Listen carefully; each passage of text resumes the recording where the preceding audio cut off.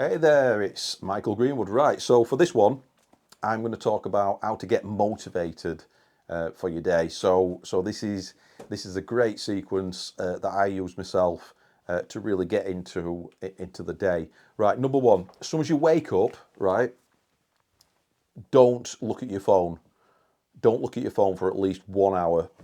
Right, at least 1 hour. You don't need to catch up on the day. You don't need to look at the news. You don't need to go on Facebook and look at what everybody's statuses are or anything like that, right? That can come later. But if you do that as soon as you wake up, then if you're anything like me, you're probably going to be in for a bad day because you're gonna consume all these kind of inputs and all that kind of thing. What is much better to do is the night before or the day before, plan tomorrow today. So plan today, yesterday. Yeah. So you've got a plan and actually stick to that plan. Yeah. And if you do go off on tangent, it doesn't mean the whole house of cards has to fall down. So if you don't do one thing, it doesn't mean that your schedule's so tightly that you're not going to do anything else and you've kind of given up. Just move it, move things around, reschedule, and all that kind of thing, and get back on track as soon as you can. Now, one of the things that I strive to do every day is have a miracle morning. And a miracle morning for me is not about checking my phone first thing. Now, as I'm saying this, you might be thinking, well, Michael, I've got a family, maybe I've got a business, and or maybe I've got a boss, and I need to be contactable and all that kind of thing in case anything goes wrong. If this is the case, you can set up your phone in a way so only certain numbers can get through, and that's perfectly fine. Or you can get a virtual assistant or a PA, a personal assistant, to help with those kind of things. Depends, if you've got a business, that might be an option for you, or depending on your job, that might be an option for you. But try to insulate yourself from a lot of this stuff, basically. Yeah, a lot of these inputs. Start to curate your reality. So one example might be, look, as part of your miracle morning, and I'll give you some examples of miracle mornings, and I'll tell you what I do as well. But I didn't want to be too prescriptive in this video. But let's say you want to go to the gym in the morning, yeah, but you want to listen to some audio books. What you can do is just block everything else on your phone. I'm not going to go into detail about how to do it, but I just want to give you the kind of, the idea that it can be done. So just block everything else. You might even want to get a second phone. That's not necessary, but block everything else on your phone except what you need. Yeah, because you will be tempted. It's a bit like somebody with a drinking problem or wants to give up cigarettes, having access to that in the house. It's just one more step, one less barrier to actually stopping that behaviour. So if you've got access, then you probably will, do it. Yeah. So if you want to go to the gym in the morning and that's part of your morning routine, then just be mindful that you just want to listen to some audiobooks or whatever, or perhaps some music. And I'd say listen to some audiobooks. Just have access to that one app, and you can set your phone up in that kind of way. Like I said, I'm not going to go into detail about that. So next part of this video is I'm going to talk about generally some of the things that you can do in the morning where you've been kind to yourself, you've been nice and mindful, and you're not letting the world come in just yet. So one of the things that you can do is breathing exercises, and you can do those. I do breathing exercises in conjunction with meditation, and I do guided meditation. So the guided meditation that I do at the moment is a guy called Dr. Joe Dispenza. So I'll literally just listen to one of his guided meditations. They're usually between about 15 minutes and 35 minutes in the morning. I'll close my eyes. I mostly like to be outside. I can hear the birds tweeting as well. Nice environment. You've got the breeze, and sometimes you've got the sunshine in the UK as well. We are getting lots of nice sunshine at the moment, and you're having, it's a lovely sensory experience, and you can just, it's basically it's a bit like sleep on steroids, really. Excuse the kind of steroids term, but you sleep and you have REM sleep, and you have a nice rested sleep, and go to bed at the same time, get up at the same time within a 45-minute window. I can go into that in another video if you want, but so you keep your circadian rhythm nice and in sync, you know, your body clock and whatnot. But and that's good, and that's a pillar of mental well-being and health and wellness in general. But meditation puts that to another level. So, like I say, it's like a bit like sleep on steroids. So that's one of the things that I do. Another thing that I do is gratitude. Now, the gratitudes, that is literally just focusing on what's good. So, like 10 things that I'm grateful for. It doesn't have to be 10 things. I don't want to be prescriptive in this video, but yeah. So some things that you're grateful for, and then when you're focusing on those, if you're feeling all doom and gloom about your day, then you're just thinking about the good things. So you're keeping yourself in a high vibrational state, you know, in gratitude, love, being thankful, being happy, feeling joy and stuff like that. You're not thinking about the bad. Because we're human beings, we all have some kind of cross to bear, or something, some bad things. And the thing is, it depends how you frame it. And you can often reframe these things as well. So let's say you're going through a difficult time, I always say, look for the good in it. So gratitude is all about looking for the good in your current situation. Even if you're going through, you know, really bad times, you know, you can really look for what's the lesson in the situation. And it depends how spiritual you are. It depends what your point of view is. I didn't want to, you know, get all religious on you or anything like that in this video. But for me, I believe in God, and I think that challenges can bring us together. You know, because I don't think we can do things alone. So I think in challenges, that's where we really need God. And people who are staying in the comfort zone all the time, that's if they're not trying, and they're not trying to challenge themselves, then actually those are the people who need God the least, because they're not really doing much. But then, you know, that's a kind of comfort blanket thing, and just staying in the comfort zone. So anyway, so another thing that I do, another thing that I suggest, and then I'll go through at the end of the video what I personally do, is I mentioned breathing exercises in the meditation. I used to try to do meditation on my own by just closing my eyes, but that, you know, you can get into that, that'll come with time with me. But guided meditation is something that I'm doing at this time, so it's very accessible, and I'm a work in progress, you know, just like you most likely are as well. So I'm just making this video just to help anybody out with this kind of thing. And it can just take your mind off the normal stress in life and stuff like that. So another thing that I do is get active. So actually move about. So if you can walk, if you can run or something like that. I don't personally run, but I like to have a nice walk for at least 20 minutes. And then it just gets the blood pumping and all that kind of thing. So moving about. As human beings, we're designed to move about. Really, and then I do things like kettlebells and press ups and whatnot. I cancelled the gym a while ago because I was just finding the travel were too much, and you know, I've got a busy schedule, so I just thought, right, I'll use what I've got already. I've got some kettlebells, and I'm doing that for now. So it just shows that these things that I'm talking about, it doesn't have to be overwhelming. You don't have to get an expensive gym membership or anything like that. Or one of the, you know, I know some gym memberships aren't that expensive, but it all adds up. And it's the time and the fuel as well to get there, unless it's just outside your house, so you can walk there. But all the gyms around us, that you have to drive there. So I just thought, well, I'll cut out that time. I'll have a more minimalistic life. and I'll do some working out at home and stuff like that. So that's working for me at this time. So what else? What else can you do?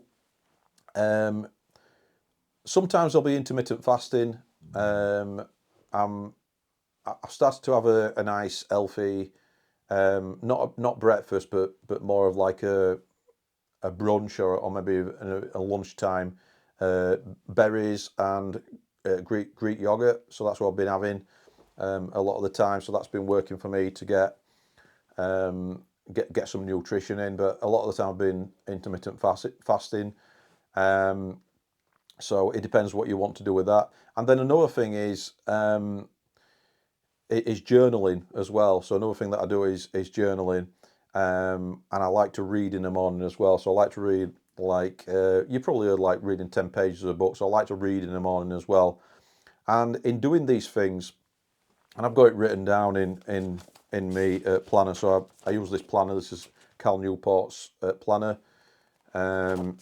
And I'm on the second one of these, and this is the second edition as well. I've had the second edition the first time I bought it, and I'm writing down what I need to do, and and I mix in me what I need to do personally, and what I need to do in business as well. So I've got here read 10 pages of a book, and I'll be checking it off as I'm going along.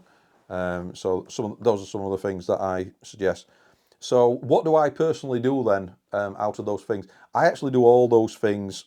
And I've not really touched on the reading the book, reading just 10 pages of a book. It doesn't sound like a lot, 10 pages, but it's if you do it every day, it's like if you make just 5 cold calls a day or 10 cold calls a day, and you do it every day. It's better to do that. It's better to do things consistently over time.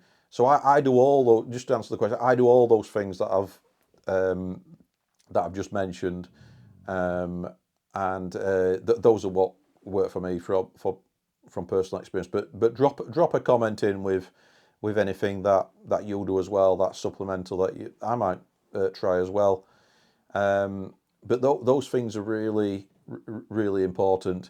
I've missed some out actually. So another couple of things that I do actually. So I do.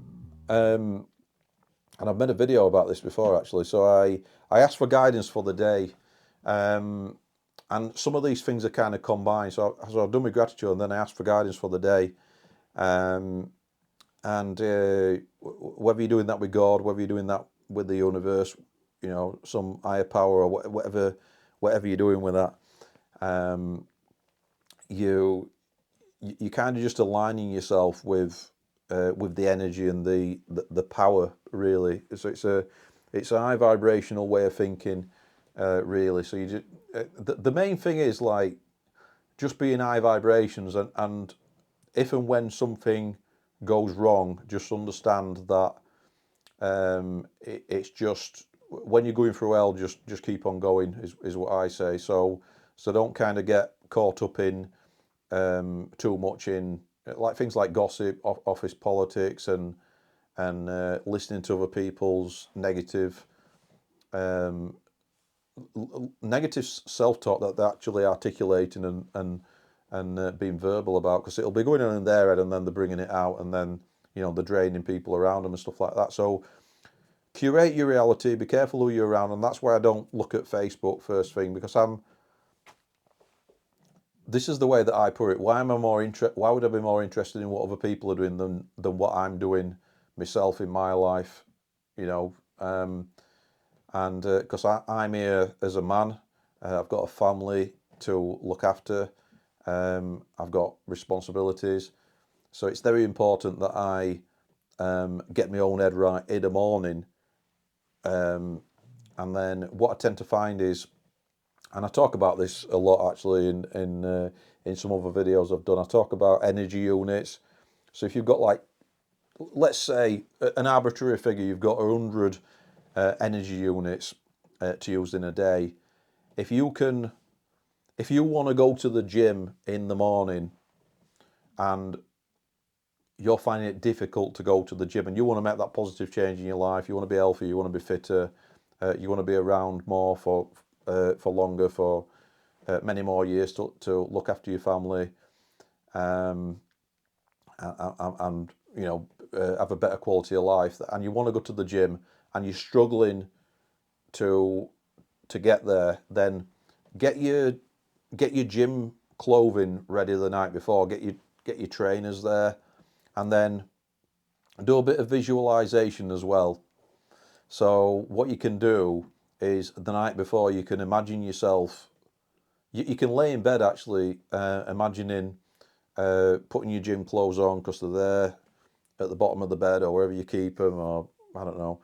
And then you got them all on, and then you get up, and then you put one foot in front of another, and then you get to the gym. And if you get through that bit, you'll probably find out that you get to the gym. Now, I have, when I used to go to the gym and before I started just working out at home, I did sometimes get to that stage and get the gym clothes on and then sit outside the gym and sometimes not go in. I did that a couple of times actually. And that were a long time ago, but I've sometimes done that and then I've drove back.